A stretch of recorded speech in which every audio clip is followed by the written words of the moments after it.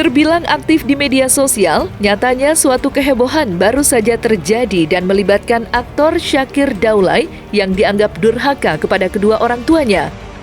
Hal itu terbilang lantaran pemuda berusia 21 tahun tersebut dikabarkan jarang pulang ke rumah untuk menemui kedua orang tuanya. Tangis yang tak terbendung turut dirasakan sang ibunda yang amat merindukan sosok anak bungsunya tersebut. Mendengar pemberitaan telah tersebar luas di mana-mana, kakak kandung dari Syakir, yakni Zikri Daulay pun akhirnya buka suara perihal adanya permasalahan internal sang adik dengan keluarga yang belum terselesaikan. Lantas, apakah yang sebenarnya terjadi dengan Syakir Daulay? Dan alasan apakah yang membuat dirinya menjauh dari keluarga hingga sampai saat ini? Soal yang diberitakan, soal saya anak durhaka, kalau sebilang tadi. Terus nggak pulang, terus nggak balas chat, itu semua keliru. Karena saya pulang dan saya juga balas chat, gitu kan. Apalagi dengan ibu. Kadang setiap sebelum urusan pasti saya selalu minta doa ibu saya. Sebenarnya bukan nggak pulang. Emang Syakir kan lumayan lagi banyak urusan yang kemarin, gitu ya kan. Mungkin nggak seperti Syakir yang dulu yang mungkin bisa setiap hari di rumah, ya kan. Belakangan ini kan lumayan sibuk banget. Tapi kalau pulang, boleh ditanya sama ibu Syakir kalau pulang ngapain aja gitu. Cuman Syakir memang nggak suka nge-up hal-hal keluarga di media. Intinya teman-teman cuman mau bilang bahwa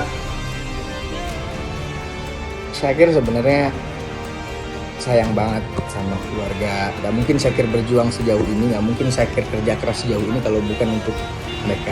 Kita nggak nerima media, teman-teman semua ya tahu ya. Mungkin banyak saya tolakin kemarin semuanya karena memang kita pengen selesaikan secara internal gitu.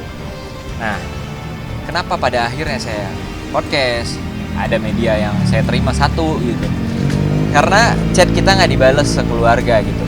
Akhirnya media kita pakai supaya dia notice, akhirnya bales. Nah, setelah itu Syakir alhamdulillah datang. Ya udah kita tutup case close semalam. Tapi sebenarnya belum case close antara Syakir dan keluarga gitu. Masih ada hal internal yang mau dibicarakan gitu sampai selesai. Makanya kita bingung kenapa tiba-tiba ada wartawan seolah kita diseruduk nih semua udah selesai gitu. Jadi masih ada yang kita pengen selesaikan secara internal saja sama Syakir gitu. Ya, jadi buat teman-teman media, sorry banget, kita nggak tahu. Dan ini atas meeting sama keluarga juga tadi, makanya akhirnya kita keluar, kita cuma mau bilang, ini masalah internal yang belum kita selesaikan, nanti pribadi sama Syakir, jadi kita nggak perlu media, gitu.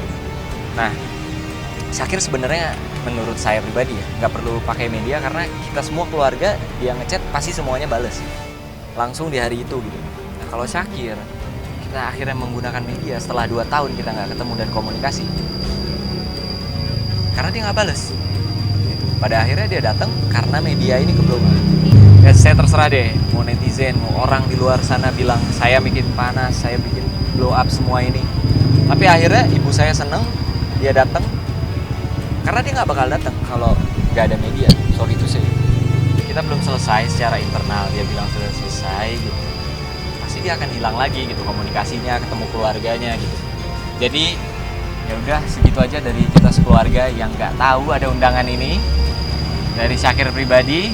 Jadi makasih semuanya, gitu aja dari saya keluarga. Belum selesai secara baik-baik sama Syakir sekeluarga karena Syakir belum ada omongan apa-apa ke orang tua, belum ada minta maaf sama sekali. Hanya datang say hi, bikin story, hanya untuk publisitas dia aja. Mungkin seperti kata kakak saya di story Syakir kemarin, jangan pencitraan gitu.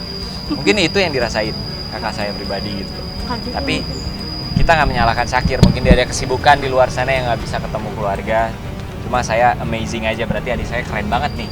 Kesibukannya udah melebihi presiden gitu. Semalam dia sempat ngomong sejam dengan saya. Nggak, sedikit aja.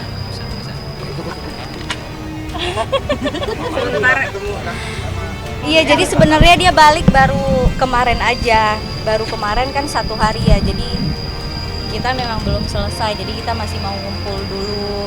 Jadi kayaknya kurang pantas kalau misalkan ada media. Kan Syakir juga udah story di sosmednya kalau dia udah ketemu ayah. Jadi kayaknya rasanya itu udah cukup, nggak perlu konferensi pers gitu. Karena dia baru datang sehari kemarin aja gitu. Apa yang Syakir lakukan selama ini yang mungkin nggak semua orang tahu, keluarga nggak tahu, itu semua bagian dari perjuangan yang sedang Syakir persiapkan, yang sebenarnya itu semua Syakir niatkan untuk keluarga, untuk umat, agama, dan bangsa.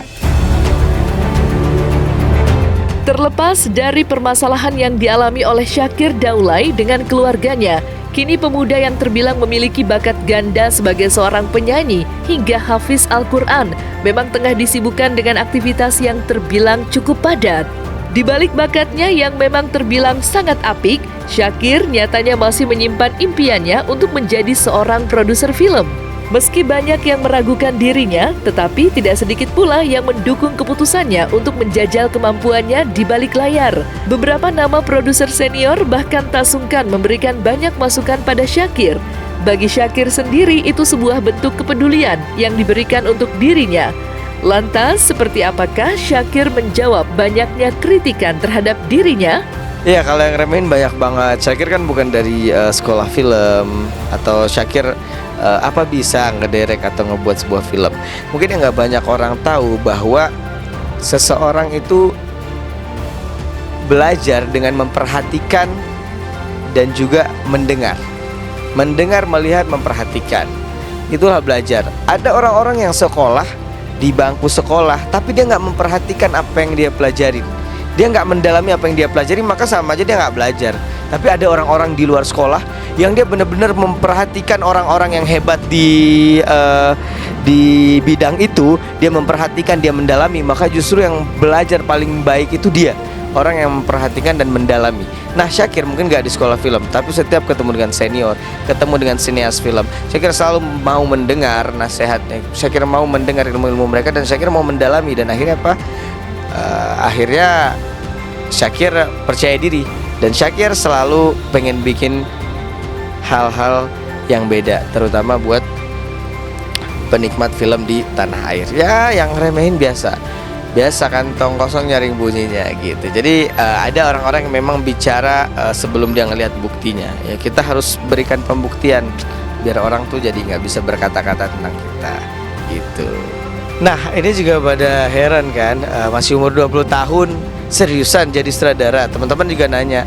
Ya, gue tetap Syakir tetap menjadi seorang aktor yang ketika diminta memainkan sebuah peran, Syakir akan mainkan. Tapi di sela-sela karir Syakir juga pengen membuat sebuah karya mumpung masih muda gitu. Mumpung belum banyak tanggungan, jadi masih bisa bikin karya sebanyak-banyaknya.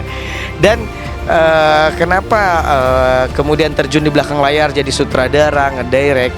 Karena menurut Syakir pengen di Indonesia ada film-film yang kita balik lagi gitu loh ke tujuan perfilman ini ada di tanah air kita. Dulu pertama kali adanya undang-undang perfilman Indonesia bahwa film itu menjadi citra besar untuk mencitrakan Indonesia di mata dunia gitu. Nah, jadi Syakir tuh pengen balikin lagi budaya, norma-norma kebaikan. Kebanyakan film sekarang mungkin banyak film sekarang yang bagus gitu kan, tapi bukan secara cerita. Ya, artisnya bagus gitu, artisnya ganteng-ganteng, cantik-cantik, tapi secara cerita hampir rata-rata semua lagi sama. Nah, Syakir pengen bikin cerita yang beda, yang mencitrakan Indonesia tapi dengan gaya filmis, dengan gaya sineas, dengan gaya film yang memang mumpuni, gaya-gaya film kelas dunia. Tapi di situ Syakir juga menghibur anak muda. Di situ Syakir memperkenalkan budaya-budaya Indonesia, dan di situ juga Syakir mengenalkan norma-norma atau tata krama yang ada di Indonesia, sehingga film ini nantinya akan menjadi film yang beda dari film-film yang lain. Karena Syakir nggak pengen anak-anak muda sekarang dia ke bioskop sejam 2 jam nonton, duitnya habis, terus udah keluar nggak dapet apa-apa, malah dapat pengaruh buruk. Nah, Syakir pengen memberikan pengaruh-pengaruh baik lewat hiburan-hiburan di bioskop atau di layar lebar gitu.